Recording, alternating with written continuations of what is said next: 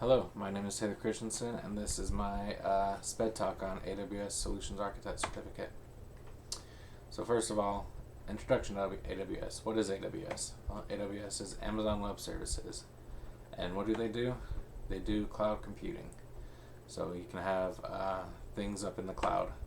So storage, for example, you can have storage up in the cloud on Amazon servers, or databases and networking. So then you can have multiple databases and locations store that data.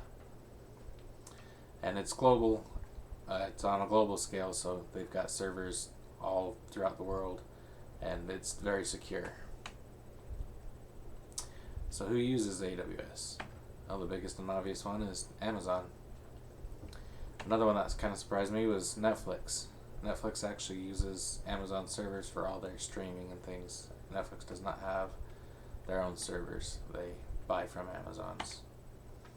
Airbnb also is a company who uses AWS, just to name a few of those. So certificate knowledge, what you need to know for getting that certificate. One is how to make it secure, using encryption, identity access manager, and making it compliant for those who need to use it. Two is resilient.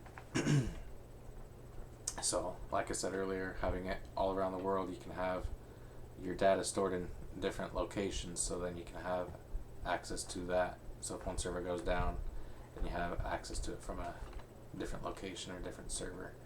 And load balancing, which helps it, so if one server is getting too much, it'll balance it amongst the other servers to help it, so it can still be quick and accessible. And speaking of accessible and quick, high performing is domain 3.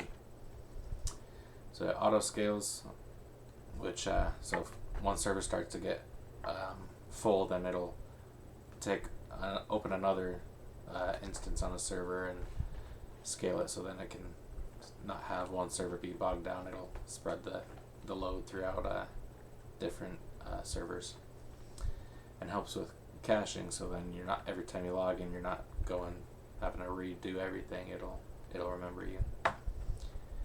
And then domain 4 is cost optimized. So essentially you get what you pay for. So if you have a 8 gig service, then you pay for 8 gigs. If you have a terabyte service, then you're paying for a terabyte service. So it's optimized for cost. And preparing for the exam, what you need to know: study resources, AWS Skill Builder, Tutorials Dojo for like practice exams, and Udemy courses for learning AWS, and YouTube University for other resources that you can look at and get another perspective from people online. And you get, especially with the Udemy course, you get hands-on practice, or you can play with it yourself on not following the course. But some of the examples are EC2, IAM, the Identity Access Manager, and multiple other things that they have that you can practice with. And the Udemy courses do good to teach you through some of these services. And the practice exams, like I said earlier, are through tutorials, or you can get some through Tutorials Dojo, which practice makes perfect. So the practice exams will help build your confidence for that final.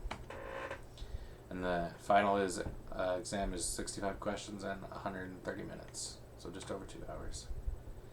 So why would it be good to get this certificate? Well, it's growing demand.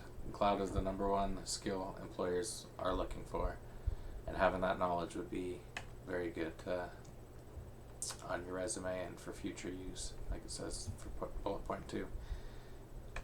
And then bullet point 3 teaches you how modern computing works, and kind of gives you step by step on how cloud and computing work together.